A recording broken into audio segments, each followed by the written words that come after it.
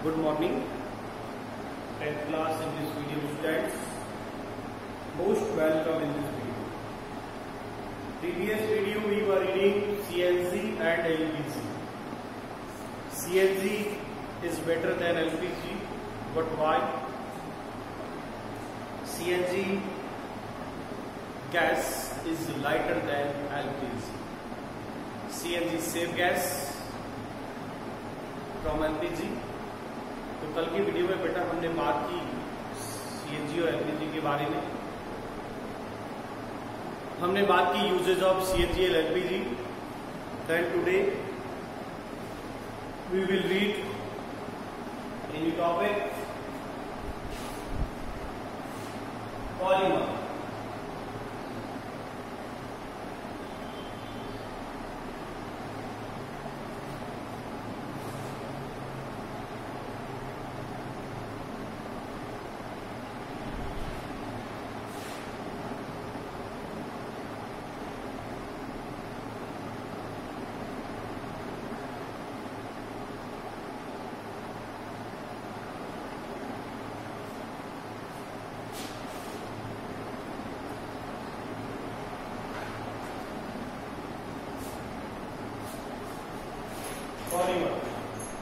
Polymer means होता है बेटा बहुलक।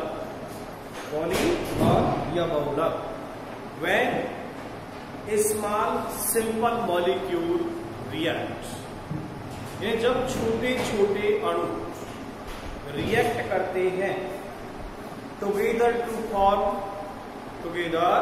To form high molecule with long chain like molecule, these are called polymer. Polymer होते क्या लिखना? छोटे छोटे molecules, small molecule together with react to form a heavy weight molecule. छोटे छोटे molecule मिलकर के एक heavy weight molecule बनाते हैं। छोटे छोटे पार्टिकल मिलकर एक बड़ा पार्टिकल बनाते हैं, और वो बड़ा पार्टिकल या बड़ा मॉलिक्यूल क्या कहलाता है? पॉलीमर कहलाता है। Polymer are two types, natural and synthetic. तो पहले सबसे पहले आप उसकी डेफिनेशन लिख लें, एक लाइन। व्हेन, डेफिनेशन लिख लें पहले। When small simple molecule, when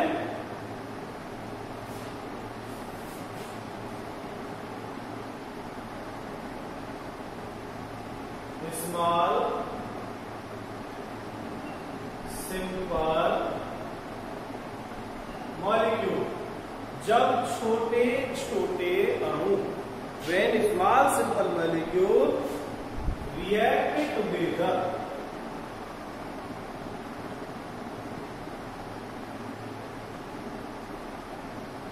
react together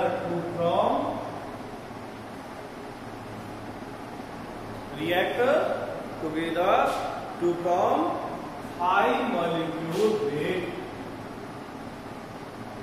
to form high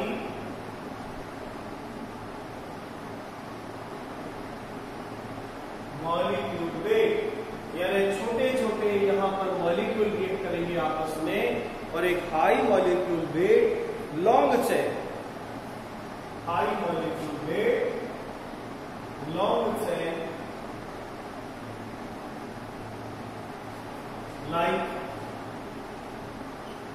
chain like एक बड़ी श्रृंखला जैसी, like molecule,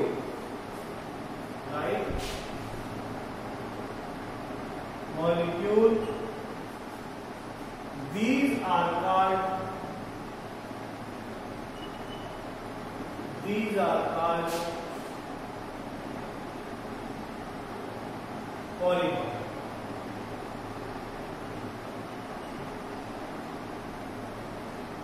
These are called the polymer, and this process polymer and this process, इस क्रिया क्या कहेंगे? and this process is known as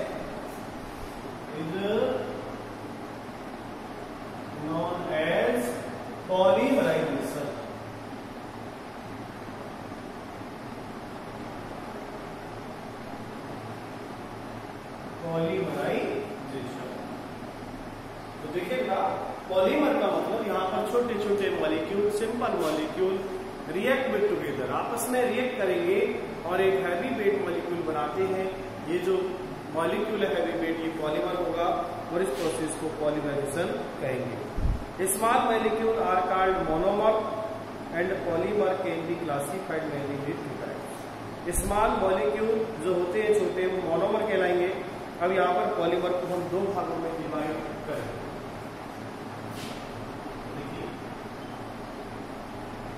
Polymer are two types.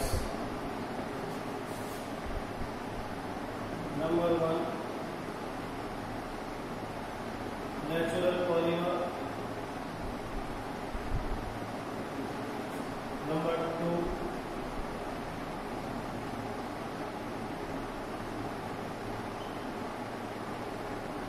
synthetic polymer. Number one natural और number two synthetic polymer. अब देखिए जो natural polymer है, वो natural polymer as a natural rubber, ये होता है natural rubber.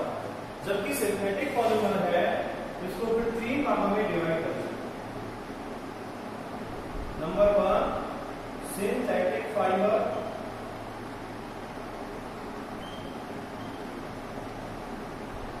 Number second, plastic. Then synthetic rubber.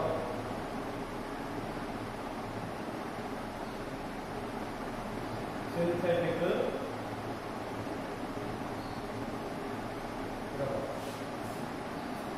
देखिए क्लासिफाइड देखिएगा, पॉलीमर को हम क्लासिफाइड ऑफ पॉलीमर, ये क्लासिफिकेशन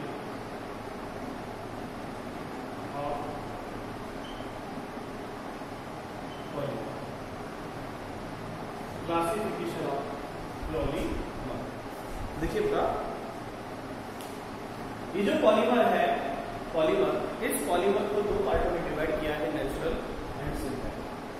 नेचुरल पॉलीमर को फिर नेचुरल रबर, यानी यहां पर नेचुरल रबर है क्या, ये है polymer of isoprene. Polymer of isoprene is called natural rubber. Isoprene का जो पॉलीमर है वो कहलाएगा आपका नेचुरल रबर, और इसको ऑब्टेन किया जाता है। किससे ऑब्टेन करेंगे? Obtain a liquid fluid, milk like liquid fluid, एक दूध जैसा पदार्थ का होता है, इज कॉल्ड लेटेक्स, ये रबर मिल्क। ठीक है। अब नॉर्मली वो है कैसा, यानी उसकी कैपेसिटी कम होती है, डेंसिटी कम होती है। ठीक है। तो अब यदि उसको ठोस करना है तो उसमें एसिटिक एसिड मिलाया जाता है। तो यदि लैटेक्स में एसिटिक और मिलाएं तो वो ठोस हो जाएगा, सॉलिड हो जाएगा। ठीक है। लेकिन उसकी यदि हम डेंसिटी बढ़ानी है, खींचने की क्षमता बढ़ानी है, तो उसमें उस लैटेक्स या जो रबर चीज है उसको रिएक्ट कराएंगे सल्फर के साथ। सल्फर के साथ वो रिएक्ट कराएंगे, उसे कहेंगे वल्कनाइजेशन। क्या कहेंगे उसे? वल्कनाइजेशन। तो यहां हम बात करेंगे नेचुरल पॉलीमर। तो ये क्लासिफिकेशन देखिए बेटा, और ऐसा चार्ट भी आपको बनाना है। चार्ट देख लें और चार्ट बना।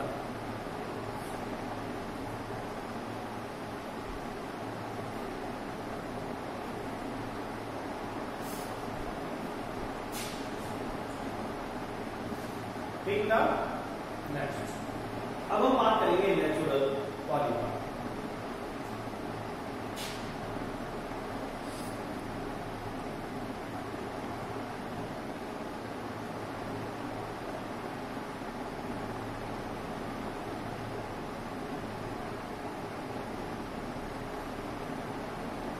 ठीक है, साफ कर देता हूं उसको।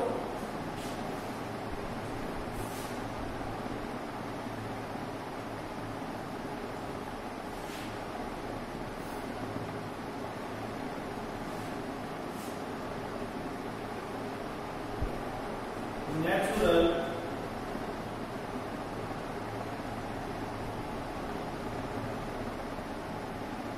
पॉलीमर। प्राकृतिक है किसका होगा? आइसो।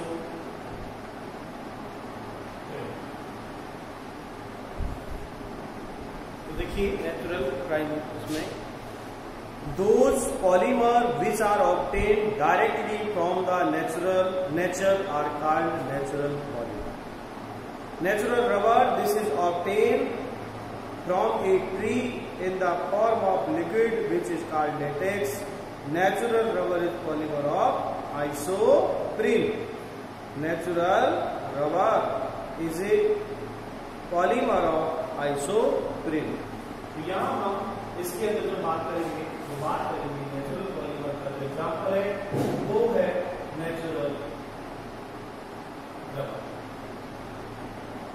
एग्जाम्पल इसका है natural rubber.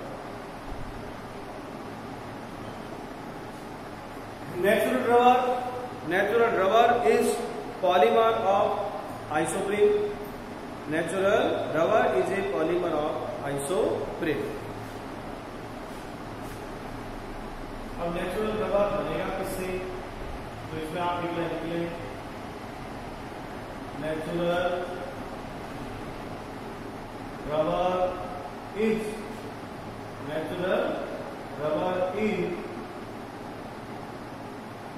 Polymer of isoprene.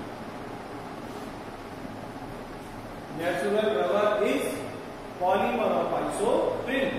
ये जो प्राकृतिक रबर है ये आइसोप्रीन का बहुलक है। Natural rubber is polymer of isoprene, ये आइसोप्रीन का बहुलक। ठीक है, अब इसको बनाने के लिए क्या है? हम लेंगे आइसोप्रीन और आइसोप्रीन का पॉलीमराइजेशन कराना है।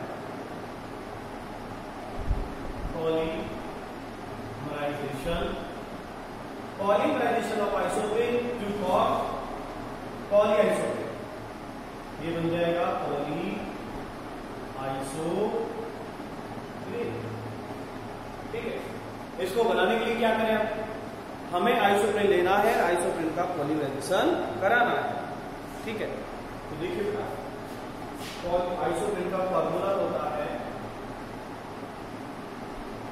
CH2 CH C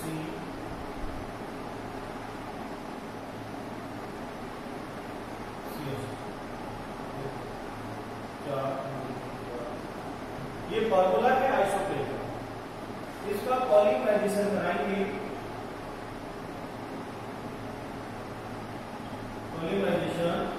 इसका पॉलीमराइजेशन कराने पर लिखूंगा 1 2 3 4। यहां लगा दो मैथिल। ठीक है, मैथिल को वहां लगा दो, चाहे जगह चेंज कर दो। नहीं, मैथिल को यहां लगा दो, यहां डबल बॉन्ड, यहां भी सिंगल बॉन्ड, यहां सिंगल। अब देखिए यहां हाइड्रोजन आपको 2 लगानी है, यहां हाइड्रोजन 1, यहां नहीं लगेगी, यहां हाइड्रोजन 2 और ये।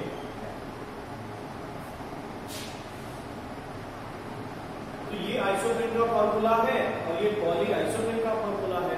तो ये नेचुरल रबर बना कैसे? नेचुरल रबर है क्या? Natural rubber is polymer of isoprene. Isoprene का जो पॉलीमर है वो नेचुरल रबर है। तो यहाँ आइसोप्रीन का फॉर्मूला है। यदि इसको मैं कहूँ तो कह सकता हूँ 2-methyl-1,3-butadiene नाम है इसका आइसोप्रीन है।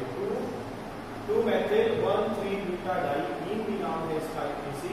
इसका पॉलीमराइज कराने पर आइसोप्रीन बनता है। और क्या लिखना है? तो यहाँ इसमें लिख देना बेटा नेचुरल रबर में एक लाइन, ये तो इसकी केमिकल रिएक्शन है। एक लाइन लिखो, this is obtain from a tree. This is obtained from a tree in the form of liquid,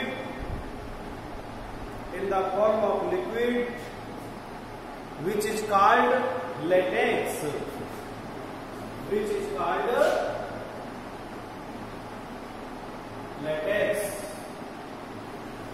तो जो पेड़ों से दूध जैसा प्राप्त निकलेगा, लिक्विड जैसा मेटेरियल निकलेगा, उसको लेटेक्स कहेंगे। Natural rubber is polymer of isoprene. अब देखा, latex is converted into solid by adding acetic acid. Lactic acid को कन्वर्ट करेंगे सॉलिड में, तो इसको रिएक्ट कराना है एसिटिक एसिड से। यदि लेटेक्स प्लस इसमें आपने एसिटिक एसिड मिला दिया, एसिटिक एसिड, तो ये हो जाएगा सॉलिड, क्या हो जाएगा? सॉलिड फॉर्म हो जाएगा। तो latex is converted into solid by adding acetic acid. The rubber so obtained has low elasticity and low tensile strength. इससे जो रबर प्राप्त होगा वो लो इलास्टिसिटी, कम तनन वाला होगा, लो टेंसिटी, और उसकी तनन सामर्थ्य भी कम होगी, यानी आसानी वैसे टूट जाएगा, काम नहीं आएगा।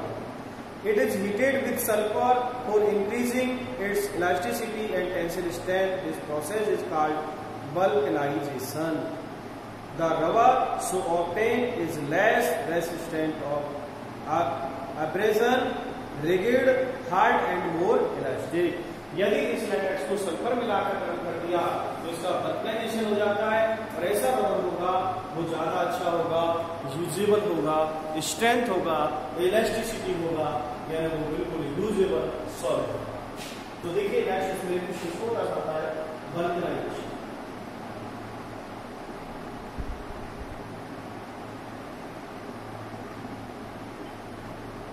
वल्कनाइजेशन में क्या होता है कि ये जो लैटेक्स है,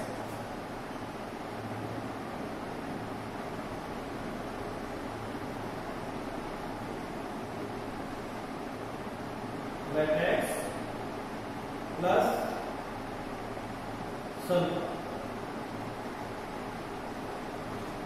लैटेक्स प्लस सल्फर, और इसको हीट करा, इसको गर्म करना है। लैटेक्स को सल्फर के साथ गर्म करेंगे तो यहां पर जो रबर प्राप्त होगा वो अच्छा रबर होगा, हाई क्वालिटी का।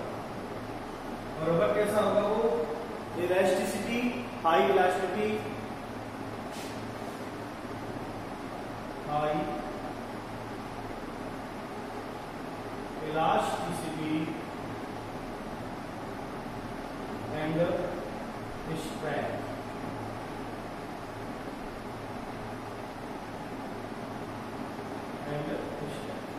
वो रबर अच्छा, अच्छी क्वालिटी का होगा, रिजिड होगा, रिजिड, हार्ड, इस तरह, और वो यूजेबल होगा। और इस प्रोसेस को कहेंगे वल्कनाइजेशन। तो वल्कनाइजेशन प्रोसेस क्या है, इसमें आप एक लाइन और ऐड कर लें। क्या कि it is heated with sulphur. It is heated with sulfur from increasing its elasticity and tensile strength. This process is called vulcanization. The rubber so obtained is less resistance, abrasion, rigid, hard and more elastic. तो vulcanization को क्या कहेंगे कि latex के साथ जैसे sulphur react करेगा और इसको हाइड्रेट कराना है, तो यहाँ जो रबर प्राप्त होगा अच्छी क्वालिटी का होगा, मोर इलास्टिसिटी होगा, मोर स्ट्रेंथ होगा, रिजिड एंड हार्ड, और ऐसा रबर यूजेबल होगा। ठीक, तो इस वीडियो के अंदर बेटा हमने पॉलीमर स्टार्ट किया, पॉलीमर की डेफिनेशन, पॉलीमर का क्लासिफिकेशन, जिसमें नेचुरल एंड आर्टिफिशियल या सिंथेटिक। तो नेचुरल पॉलीमर कंप्लीट हो चुका है। देन नेक्स्ट वीडियो के अंदर आपसे मैं सिंथेटिक रबर की बात करूँ, सिंथेटिक पॉलीमर की बात करूंगा और उसके भी एग्जाम्पल होगा। सिंथेटिक पॉलीमर के अंदर मैंने आपको चार्ट में बता दिया कि जो नेचुरल रबर कंप्लीट है, क्योंकि यहाँ पर आपको याद करना है कि natural rubber is a polymer of isoprene, natural rubber is polymer of isoprene. Then हम बात करेंगे सिंथेटिक पॉलीमर। तो सिंथेटिक पॉलीमर के अंदर synthetic fibre, plastic and synthetic rubber. Completely आपको ये टॉपिक पढ़ना है, और इस टॉपिक को पढ़ने के बाद आपका चैप्टर भी कंप्लीट हो जाएगा। तो कल मैं बात करूंगा नेक्स्ट सिंथेटिक पॉलीमर, और उसका भी टॉपिक होगा सिंथेटिक फाइबर, जिसमें नाइलॉन, टेरिन और रेयन 3 क्वेश्चन है, और तीनों क्वेश्चन कल आपको सॉल्व कराऊंगा। तो कल बेटा बात करेंगे सिंथेटिक फाइबर की। आज के वीडियो में आपको सिर्फ उतना ही बताऊंगा। नेक्स्ट वीडियो में फिर आपके सामने कल मिलेंगे। Thank you very much.